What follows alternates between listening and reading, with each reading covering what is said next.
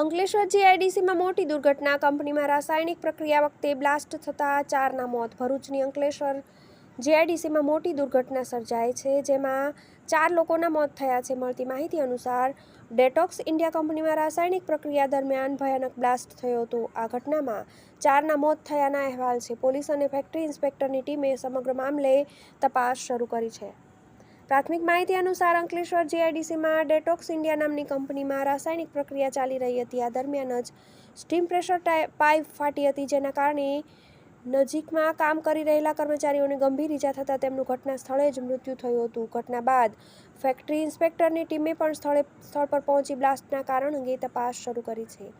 આ દરમિયાન એવા સવાલો ઉઠવા લાગ્યા છે કે અનેકવાર આવી ઘટનાઓ બનતી હોય છે, ત્યારે સુરક્ષાના ધોરણોને ધ્યાનમાં કેમ રાખવામાં આવતા નથી? વહીવટીતંત્ર આ મામલે કોઈ કડક કાર્યવાહી કેમ નથી કરતું કે જેથી કરીને શ્રમિકોના જીવ બચાવી શકાય?